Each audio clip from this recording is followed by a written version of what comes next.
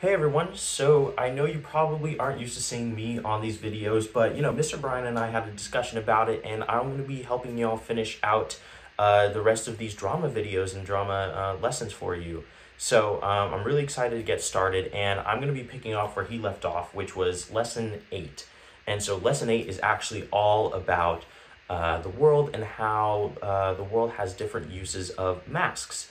And that's kind of expressed in different ways in how the masks are used in different types of theater or in different types of rituals or performances.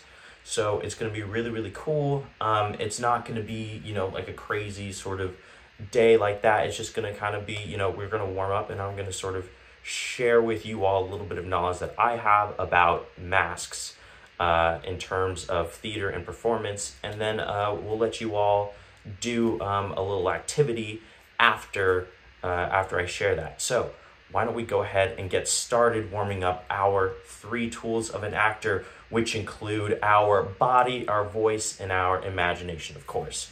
So let's start off with our body warm-up. So I want us to all, if you're not standing up, go ahead and stand up and get your body nice and moving a little bit. And I want us to start off by reaching our hands up really, really high. Reaching up, and maybe stretch a little bit. Stretch. See if you can raise one arm over the other. Kind of reach up. Very nice. Kind of shake your hands out. Shake your hands out. Amazing. And we're gonna start by rolling our neck, just nice and slow. No need to do anything too crazy. Very nice. And send it back the other way.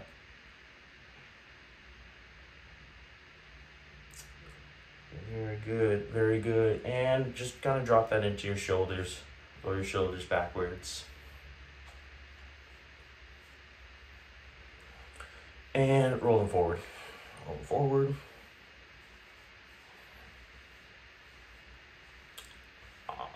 Awesome. And then we're gonna go into our chest. And so what I want us to do is stick our chest out forward, push it kind of out like that, and then stick it back. So kind of curve it in. And then stick it forward again, and stick it back. Forward, back. Easy enough. All right, and then we're gonna go off to the side. So kind of try to just get your chest, move just your chest to the side, to the other side, other side. Like I'm try to keep your shoulders kind of where they're at a little bit. Okay, and then we're gonna go forward again, and then side, back, and side, forward, back, side, and side, forward, side, back, side, forward, back, side. No. Forward, side, back, side. There it is. And see, if you've gotten enough practice with that, you can try to just like roll your chest around. Just kind of breathe into it a little bit, get it moving, send it back the other way. And if going in a circle isn't working, then just do, forward, side, back, side, forward, back, side. Or forward, side, back, side. All right, awesome. Let that go. Shake that out a little bit. Shake it out. And so we're gonna put, hands on our hips, and we're gonna go in a circle. Very nice. And freeze, and then go back the other way. Awesome. Very nice. And we're gonna move that and shoot that into our knees. So put your legs together, put your hands on your knees, and roll those knees. Awesome. Very cool. And then send it back the other way. Get those all nice and warmed up. Awesome. And then kind of shake it out, and roll one of your feet, like your right foot, roll that in the circle, go back the other way. Awesome. Shake it out. Roll the left foot, switch, and then roll it in another direction.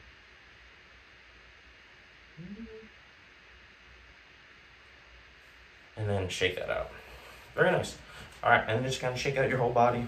Shake it out, shake it out, shake it out. All right, very nice. So let us go into our voice warm-up. And so first I want us to kind of start by starting to induce a yawn. So just open your mouth, yawn a little bit. It stretches your jaw out, which is very important.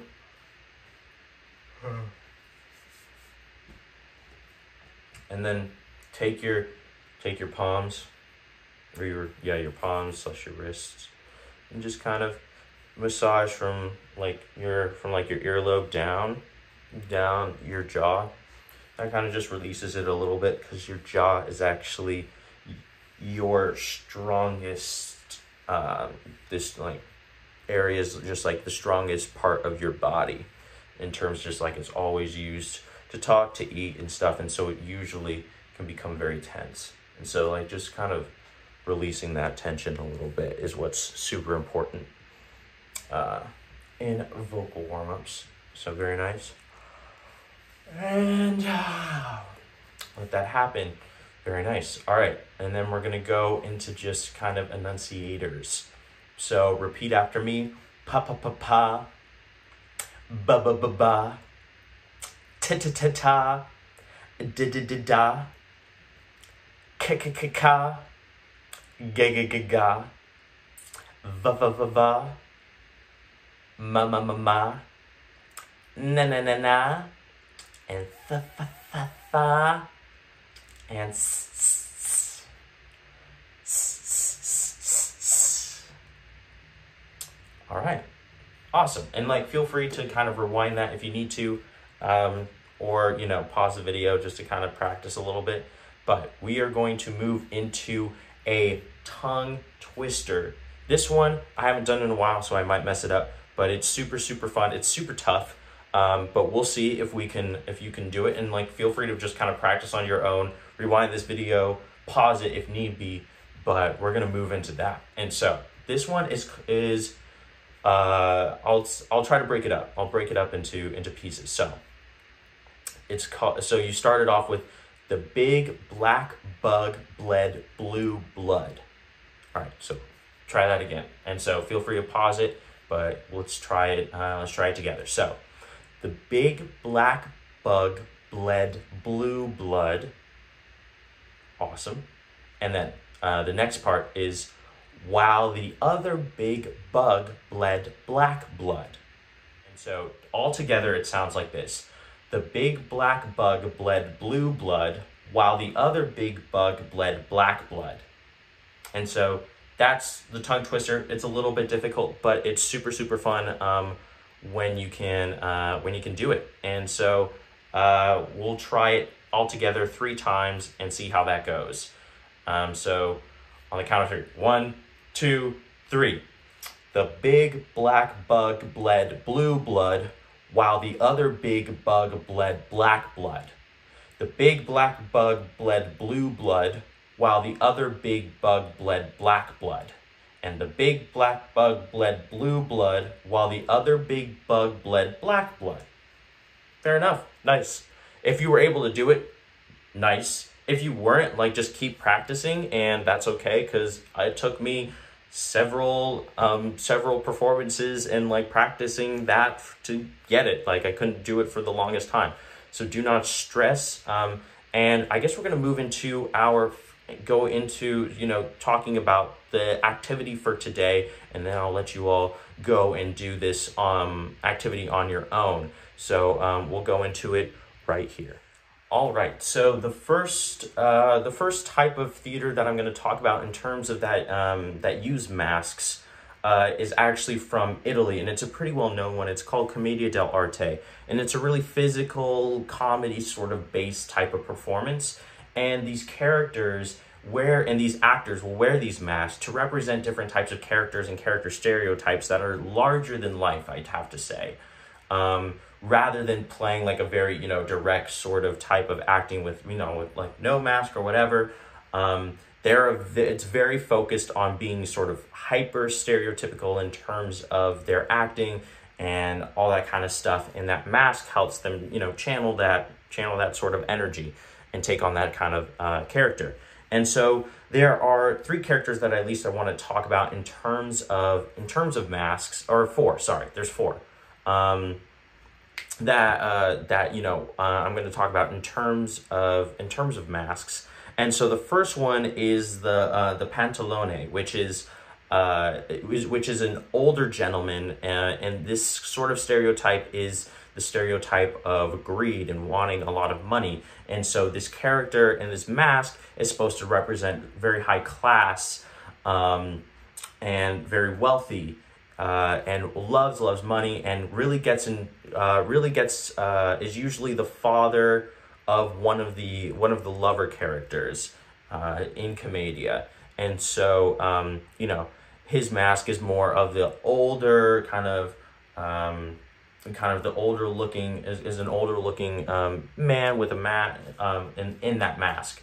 And so after that it goes into the dottore, which is sort of like another high class wealthy character. And this person is supposed to be the obstacle that gets in the way of the lovers. So, I mean, the way that I think about this character is kind of similar to Jafar in Aladdin, if you all are familiar with that movie, just because Jafar is kind of an advisor, very well known to the king,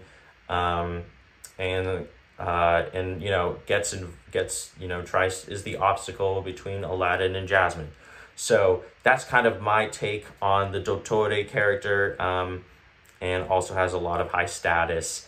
And so then the next one is the capitano, which is a character that is a foreigner that comes into the town and is, just boasts about all these fake things that, all these fake conquests and quests that this person allegedly, the Capitano allegedly went on, but in actuality, nobody believes him, but the Capitano thinks that everybody believes him. So he kind of walks around as very boastful, very overconfident kind of character. So, and then lastly, there's the Zani, which is kind of like a very, when you look up Commedia, you kind of think about this kind of mask, and the Zani represents the servants. And, there's a lot of different characters, obviously, but Zani is just kind of the overarching servant characters. And so they usually will wear, the Zani will usually wear a mask that has a longer, like a longer nose. The mask is kind of like, smaller eyes, longer nose, and it's supposed to kind of represent, in comparison to what the pantalone and the dottore would wear, just because they want to show that different status. So I think I have actually images of, you'll get this PDF, but I want to just show you quickly the images of, let's just see here if I can. So that's kind of what, these masks look like. I mean, I'm pretty sure, like, you've got the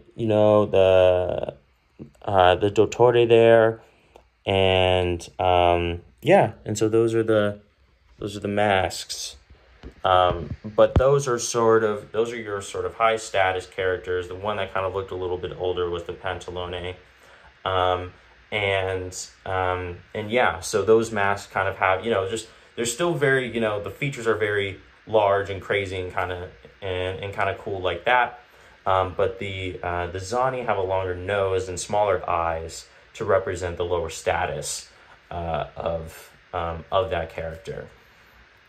And so moving away from Italy, I've also studied a little bit of No theater, which is one of the oldest types of theater performance, and that is originally from Japan. And so No is, let me see what I wrote about No. And so the masks that No uses, there's approximately 450 types of masks in No, and 60 that represent 60 different types of masks. So there's so much going on in No Theater, and you know, I honestly don't know. I just know that there's, you know, there's a lot of masks and they use it in their performance, and they also, like with the masks in Commedia, they're using it to express different types, different going above and beyond with the emotions, or trying to switch into a different character. And so I know that the main character usually will wear the masks in No Theater, whereas, you know, the characters in Commedia, a lot of them will be wearing masks. Some will be unmasked, but a lot of them will be wearing one. But for the main portion of No, the main character is the one that's going to be wearing the masks. And, you know, there's obviously some differential, there's obviously some differences going on with that too. They also represent, I mean, they can represent, you know, different age, different gender, and in No, here, I'll show you. But you know, you'll also get this, oh God, you'll also get this as a PDF.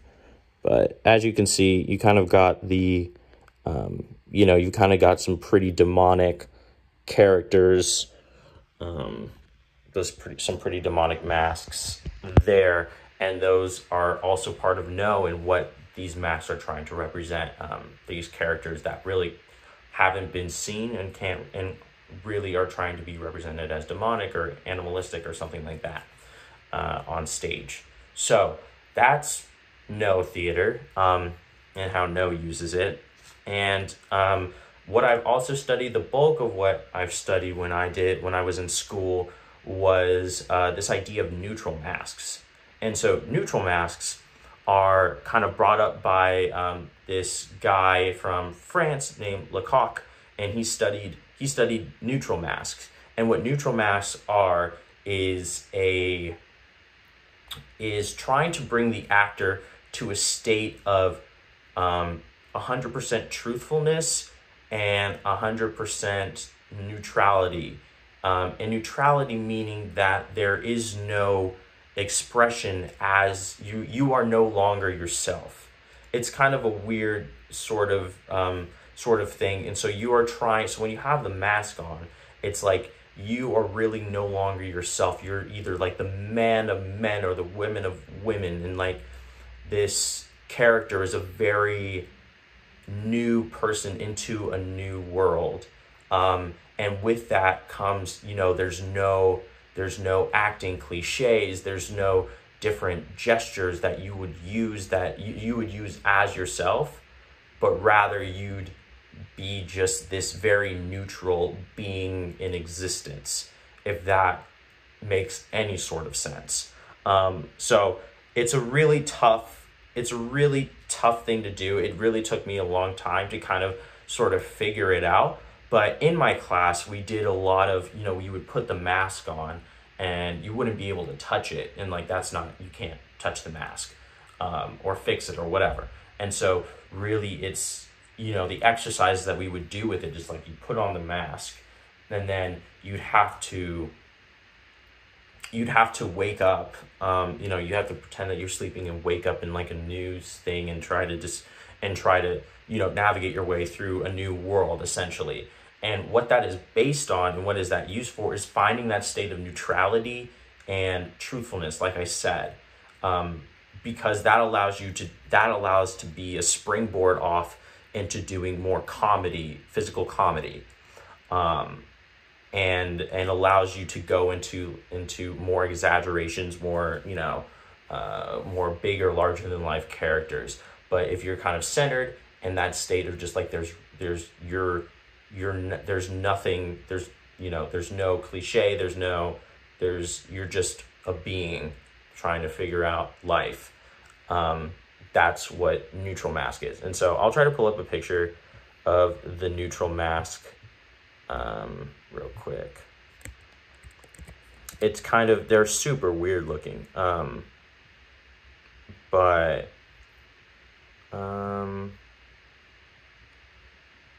yeah, it's kind of like, that's what they look like.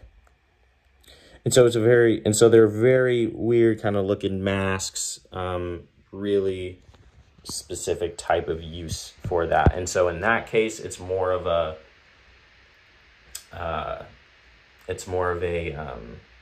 trying to reach a state of neutrality and truthfulness rather than trying to be a different character, but instead trying to be nothing, essentially.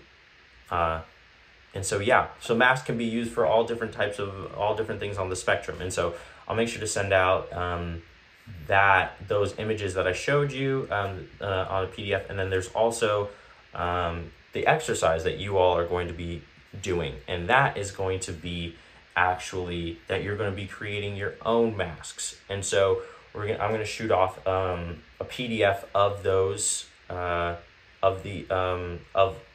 half mask and a full mask. And so I want you to kind of create 2 masks. And so one on the full one, or the half one, whatever you want, is create a mask with your family background on it. And I mean, that could be anything, like like traditions, or where you're from, or whatever, what have you. But I encourage you to try to use the full mask for that one, and try to make something that sort of represents your family background and represents you. And then for the half mask, I want you to create a mask from the story that we're reading, that you're reading in class, and I mean, it can be sort of abstract. It doesn't have to be a specific character, but I mean, kind of describing and trying to draw and pick out different themes of from the story and try to put that into mask form. And I mean, you can use the full mask or the half mask, but it's really the world's your oyster in that point. And so that's kind of it for this lesson for this lesson 8. I'll be coming back this week also with lesson 9. So I hope you all are staying safe and healthy. Make sure you're taking care of one another, taking care of your family, all that kind of stuff, and stay safe. And I'll see you later this week. See ya.